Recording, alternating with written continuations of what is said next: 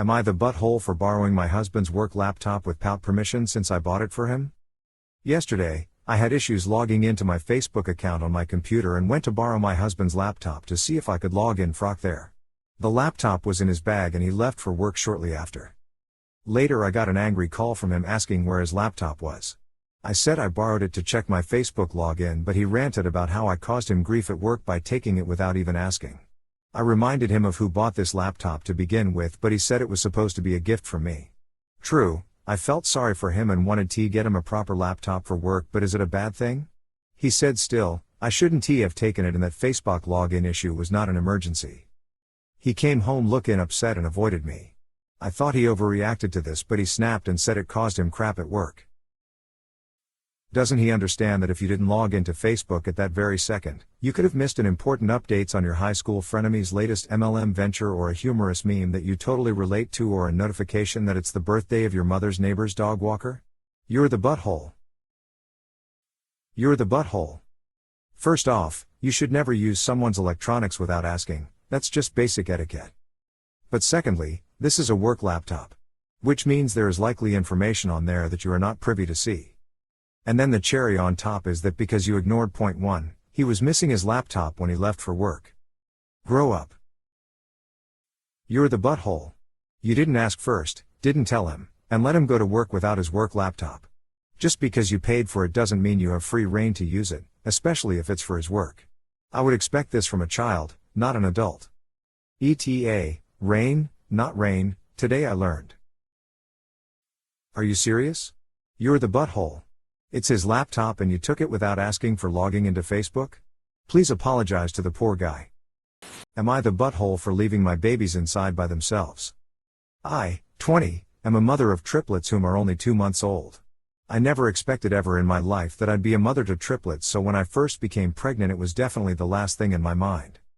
I'm home with my babies all day long and had to even transfer my education to online. Sometimes I just need some fresh air, especially when I can't get them to stop crying and I find myself getting super frustrated to the point of tears. It's honestly so hard and the dad isn't here to help as he's either at work or at school. My fiance's, 24, parents rented us a main floor apartment, so when I step outside I'm literally just sitting on the chair right beside the door, plus I have a baby monitor step up in their room and it has a camera on it. I can literally see them and hear them, so if anything happened I'd be able to quickly get to them. Being able to step outside for a few minutes to take a breather is really important to me because I start to have mini panic attacks when I can't get them to stop crying and I get really frustrated because I just feel super overwhelmed. Being able to go outside just gives me a chance to clam down. My fiancé came home to me sitting outside while the babies were crying and freaked out on me, calling me a horrible mom and a bunch of other names that I'm not gonna list here. He thinks that I was being super neglectful and putting the babies in harm's way, and even told his parents, and now everyone seemed to be really against me. I grow up in the system. My fiancé's family is the only family I have and ever known, so it breaks my heart that they are so upset with me, but I really don't think I was doing anything wrong or putting my babies in harm's way, but they seems to think otherwise. So here I am wondering if I should apologize for my actions or if I am the a-hole in this situation. Not the butthole. When I had my baby, one of the things the nurses told me repetitively while in hospital and during the home visits is that if she is crying and I know she has been fed, she has a clean nappy on and she isn't sick and I am getting stressed out, it's okay to go outside for a few minutes to just recollect myself. Their exact words were, "A crying baby is an alive baby." They tell you this because it is better for a baby to be left to cry for a little while and the parents to get a breather, than for parents to wig out and hurt their babies in frustration. This advice was so important. It allowed me to do what I needed to do without feeling guilty. And those few minutes really do help in those times when they won't settle. And I had one, let alone if I had 3. Edit, thanks for the awards and votes. I really hope OPC she has nothing to feel guilty about and is doing a great job. Not the butthole. What you're doing is preventing shaken baby syndrome. When the caregiver is overwhelmed, you need to step away for a few minutes to collect yourself and breathe. Center yourself, calm down, do what you need to do. You'd only be an if you left them alone for long stretches of time, but it sounds like you only do it for short periods and monitor them when you do so. Nothing wrong with that. What does your fiancé do to help with the babies? Duh. They teach in parenting classes to step away if it's overwhelming as long as baby ain't gonna be harmed. Is the significant other just ignorant or just doesn't care to step up his/her game to help? Not the butthole. This fiancé should be looking for ways to support you, not blame you. Am I the butthole for kicking out my mother-in-law for forcing my child to eat the one thing she dislikes? My husband and I have a daughter, 10 female, and she hates mushrooms. The taste, texture and smell of them she cannot stand. She's not a picky eater by any means, but just doesn't like mushrooms. My Mill lives with us and helps us by watching my daughter when she gets home from school. She makes dinner the nights we're working late for our daughter, as Mill loves to cook, so she ensured us that it would be no trouble for her to make our daughter dinner most nights. My husband and I both work in the medical field, so we have crazy unpredictable schedules and are not home most nights to make dinner. Last night my husband and I both had the night off work and were making dinner together. Mill went out for dinner with friends. Susie came to us crying, saying how she is sick and tired of being starved most nights and if we can please make her dinners instead of mother-in-law. It's very public knowledge that Susie doesn't like mushrooms, but yet for the past few weeks every single dish that my Mill has made for Susie has had the main component of mushrooms in it. Portobello mushroom burgers, mushroom risotto, mushroom pasta, etc. These dishes aren't made when either myself or my husband are around, but when we aren't, that's all Susie is served to eat. She told us that if she politely refuses to eat these dishes, my Mill will tell her to suit herself, but she's not getting any other food the rest of the night and that she has to outgrow this stupid mushroom hatred. Both my husband and I were extremely upset that our child is going to bed hungry every night due to my Mill only making her dinners with the one ingredient she doesn't like and not allowing her to eat anything else. When mother-in-law got home, we confronted her about this. She started going off saying that Susie needs to grow up and get over this stupid hatred of mushrooms. I told her that she's essentially starving her granddaughter. She disagreed and said it's tough love. She then proceeded to call me and crap mother for prioritizing my career over my child and helping her get over this dislike towards a vegetable. I told her to get out of my house because she will not disrespect me like that. She ended up leaving but had some nasty things to say to me on the way out. My husband is 100% on my side and feels that his mother is out of line. We've been getting non-stop messages from my two sills and my mother-in-law calling us every name in the book for kicking her out and that my daughter needs to get over herself. Am I the butthole? Greater than these dishes aren't made when either myself or my husband are around, but when we aren't, that's all Susie is served to eat. Your mother-in-law doesn't understand that it's perfectly okay to have different tastes than someone else. She thinks she's broadening her food choices. From what you say, her food choices are plenty broad, so this is a power move, pure and simple. She's going to make her love mushrooms or else. Bottom line, your child, your house, your rules. Not the butthole. Not the butthole. Your mother-in-law is deliberately tormenting your child. She knows what she's doing is wrong because she doesn't do it when you or your husband are around. It's not tough love, it's child abuse, and every day you allow her to watch your child in your absence is another opportunity for that abuse to continue. She's been doing this for weeks? You should have kicked her out weeks ago. Your daughter isn't getting the food she needs. She's a child, her body needs to grow. Childhood malnutrition can have permanent deleterious effects: loss of stature, lesser educational attainment, lower lifetime earnings. Take action now. I would ask if your mother-in-law is some sort of mushroom acolyte set on forcing your daughter to consume mushrooms and worship the great portobello, but she's not knowledgeable enough about mushrooms. They're not vegetables, they're fungi. Not the butthole. Your mother-in-law is engaged in a weird power play with your 10-year-old. Not the butthole. Your daughter is developing her taste in food. Many adults don't like mushrooms, such as other food like seafood, courgettes, Brussels sprouts, etc., and nobody would dream to force them to eat a food they hate. Besides, it's not that mushrooms hold a special nutrition value or vitamin, and it's not that your daughter is refusing to eat vegetables in general. Mother-in-law was wrong and inappropriate. And, if I were you, I would sit your daughter down and try to discover if mother-in-law used tough love in other circumstances with her. Would I be the butthole for refusing a large cash gift on behalf of my children? My two kids are, female, 15 and, female, 13. My dad very unceremoniously left our family when I turned 20. He wasn't a bad guy necessarily. To him, he fulfilled his obligation to raise me to an adult and wanted to cut ties and live his own life because he became a father very young. In the 25 years since he left, he's lived his dream with lots of travel. I know it shouldn't have affected me as much as it did, since I was an adult, but it devastated my mom, and he promised he'd keep in touch with all of us. He never did. Since then, I've only spoken to him 4 or 5 times and I haven't met him. My mom has never spoken to him again. This was all on his end, we tried to no avail. When I had kids of my own, we didn't pretend I didn't have a dad or he passed or anything like that. I was always forthright and told my daughters that he decided not to be a dad anymore, and it hurt Grandma and me deeply. If my kids had any questions, I told them the truth with how it affected us, but also more menial things like how he was, who he was, and so on. My kids have a generally negative view of him, and they came to their own conclusions given all the facts with no hyperbole or sugarcoating. He emailed me to talk on the phone last week, and he told me he's dying with stage 4 lung cancer. We talked a bit about him leaving, and he said he doesn't regret his decision because his life was taken from him. He said he respects that I turned into a well-adjusted adult, and he's proud that I've got so far, even without him, but that he doesn't love me and has no intention of seeing me before he goes. He did say, however, that he is dividing his assets between a few close friends and wanted to leave $25,000 each to both of my kids.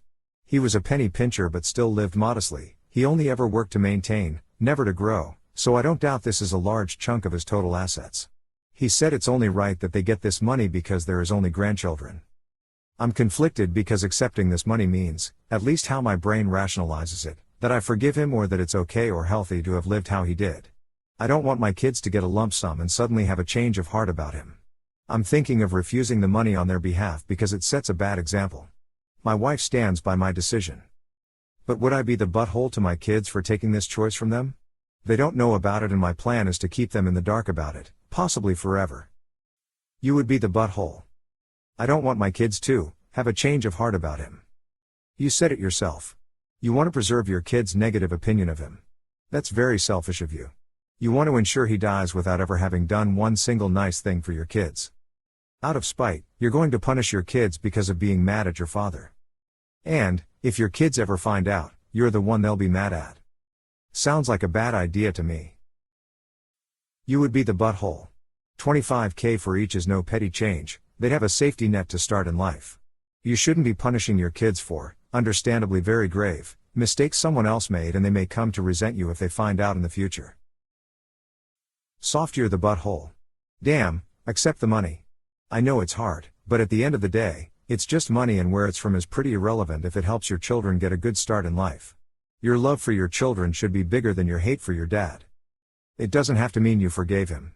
You can make it clear to your child that he is still a bad person. Am I the butthole for choosing my dog over my family by refusing to accommodate my girlfriend's brother? I, male, 23, lived with my girlfriend Anne, female, 22, and my dog Bo. Recently Anne's brother Al, male, 25, got laid off from work and couldn't afford to pay rent anymore. Anne asked if Al could stay with us, and I didn't see why not. Anne isn't on speaking terms with her parents, and I assumed Al probably also wasn't and didn't have another place to go. Plus I really loved Anne and I wanted to show her how important she was to me. Here is the issue. Anne told me Al had a mild dog allergy. When I initially spoke with both of them, I said I would do my best to accommodate but would not, under any circumstances, get rid of Bo. Both understood, and Al said his allergy wasn't too bad.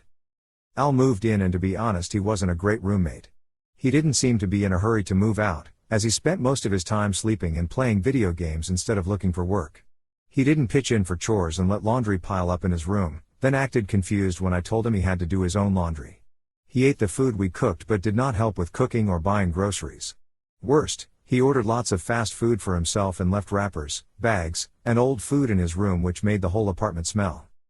After a month or so, Al said his allergies were getting worse and asked me to consider putting Bo in a shelter. I said absolutely not, but Anne said we should consider getting rid of Bo to accommodate her brother's needs. I said no, and we would not be discussing this further. She called me the butthole for choosing my dog over my family. That's when I snapped. I said Al is not family and he has been nothing but a hassle for the past month, and that if she wants to babysit her older brother she can find her own place. She has no legal right to stay here because my name is on the lease and I pay rent, and is in grad school and does not make enough money to afford a decent apartment on her own. She tried again to convince me that I should prioritize Al over Bo, so I gave her an ultimatum. Either Al is gone in 24 hours or I kick both of them out. Bo stays no matter what. Both have since moved out, and while Anne and I are not officially broken up, I haven't heard from her in a few days. I know this may sound harsh, but Bo is my family. He has been with me through some of my hardest times, and he is a rescue, which means he was already abandoned once, and I will not let that happen again. I feel nothing for Al, and, while I thought I loved Anne, her willingness to get rid of someone I love as much as her, made my feelings change. When I explained this to my parents and sister, however, they said I should have at least considered getting rid of Bo to accommodate Al, and that they could even take care of Bo themselves so he didn't have to go to a shelter. They said if I saw Anna's family, which I did at one point, I should be able to make sacrifices. But that was a sacrifice I wasn't willing to make. Does that make me the butthole? Edit, lol, I realized I used both Amy and Ann for my GF's name. None are her real name, sorry for confusion. Not the butthole. Everything you said was accurate. Honestly, y'all aren't together anymore. Kicking her out was breaking up with her, and good for you. She's clearly heartless to consider putting your dog in a shelter for a lame roommate who could have taken an allergy pill. Not the butthole, if she loves you she never would have asked you to get rid of your dog. She's prioritizing her brother over you, and your feelings. You're probably better off just moving on, and finding someone who wants the same things out of life. Your family is also wrong, and I'm honestly not sure why they would take her side. Some people just don't care as much about animals, which is very sad. Animals are better than most people I've met. Bo would never ask you to throw out someone you love for some freeloader. You chose well. Not the butthole. Would I be the butthole if I tell mother-in-law not to bring soda when she visits? So I, 31 female, find it kind of annoying that mother-in-law always bring over soda for her to drink for herself, when she is invited for dinner. She doesn't even offer to share. But that is not my issue with this. We have water, lime water, tea, coffee and sparkling water to drink. And I think it impolite not just to drink what you are offered as a guest. I don't buy soda for everyday meals, but would buy it if I invited guests over for a birthday or some other celebration. And I don't think guests should require soda for meals on a Tuesday evening. And I feel it is kind of offensive that she feel the need to bring her own soda. Would I be the butthole if I told her how I feel? When we visit mother-in-law she never offers water with the food. Every meal is served with soda and beer, sometimes wine. I don't bring my own water even though I would prefer water with my meal. I drink some soda. Edit, thank you all for the judgment. I'm the butthole and will not bring it up to her. I do however feel there may be some cultural differences here. Where I'm from soda is not a normal everyday drink. As a child I was allowed soda maybe 6 to 7 times a year like for Christmas and birthdays. Today it's normally served to children and adults who don't drink alcohol when others would get beer or wine. And I would feel the same if a guest brought beer or wine for themselves to dinner on a weekday. That's why I don't feel like serving it on a Tuesday and I still feel like her bringing her own soda is implying that I should be serving soda. Which makes me feel like a bad host. But you all right, it does not hurt anyone that she wants soda and bring her own. Some of you seem to think this is about health, it is not. I'm not concerned for her health. I don't want to control what she drinks, but I did want to tell her that she made me feel not good enough. But thanks to you all I will just swallow that feeling and avoid talking about the issue.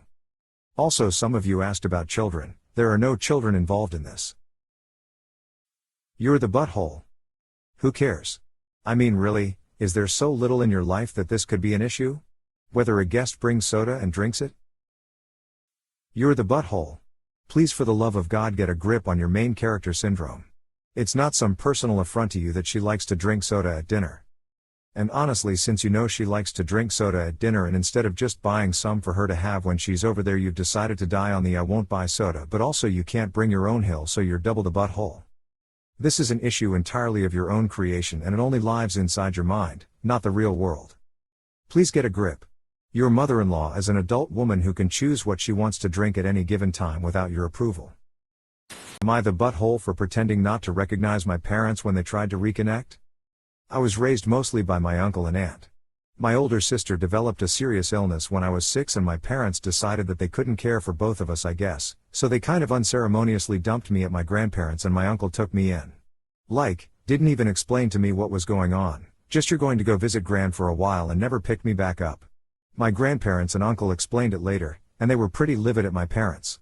I've seen my parents maybe 5 times since then and not at all for the last 9 years. I decided to stop having contact with them when I was 12 and since I was the only one reaching out all communication broke down. It turned out okay, I love my aunt and uncle and it turns out they can't have kids so they've always said I'm their miracle kid, I was just misrouted by the stork at first. I was formally adopted by them when I turned 18, I wish it had been earlier but there were some red tape things that would have made that really expensive and difficult. I'm 21 now. My sister passed away between Thanksgiving and Christmas and I made a trip back from school for the funeral. But I stayed in the back and left before my bio parents could talk to me. They called my uncle to try to talk to me, but I said I didn't want to so he told them that I wasn't available at the moment. They finally caught up to me over Christmas when I went to midnight mass with my gran, and approached me and tried to give me a hug. I did recognize them, but I pretended not to and just backed off and said, "Sorry, do I know you?" They said, "We're your parents." And I said, "My parents are at home." And went and sat down with my gran. They sat behind us and I could just feel the stare, and on the way out they were like, "You really don't recognize us?" And I said, "Oh, are you my dad's brother? I think I remember you from when I was little." My gran thinks they deserved it trying to come back to me like nothing happened, but they wrote me a long letter about how hurt they are and how I should understand that they were trying to do the right thing and how they'll always be my parents and I can't change that. Other family members think I was too harsh as they're grieving, but I don't think they should get a pass just because they remembered me now that my sister is gone. Not the butthole. "Are you my dad's brother?" was pure class. Not the butthole. And I said, "Oh, are you my dad's brother? I think I remember you from when I was little." This was petty as frick, so much deserved, and I am applauding you all the way for it. I'm glad that you ended up with parents who love and cherish you. Also, you were adopted, so they aren't your parents. Notice how in their letter, they only focused on themselves. How hurt they were. Then, they had the audacity to tell you how you should be and feel. These people are garbage and deserve to know and be told repeatedly that they're garbage. Not the butthole. Rinse and repeat. Not the butthole. "Oh, are you my dad's brother? I think I remember you from when I was little." And this line is a winner. Am I the butthole for making my brother come in through the garage instead of the front door? I recently moved in with my boyfriend, who lives in a house instead of an apartment. He has a rule that if it has been snowing, everyone needs to enter through the garage instead of the front door, and they need to take their snow gear off before they come inside. When my brother came over to see me the other day, he wanted to come in through the front door. He said the only people you make enter through a garage are little kids and workmen. I explained that my boyfriend was worried about the wood floors. My brother stared at me like I was crazy and asked if he needed to buy us a mop. Since I so recently moved in, and it is his house, I feel it is important to adapt to this rule. It's not like there's a dozen of them.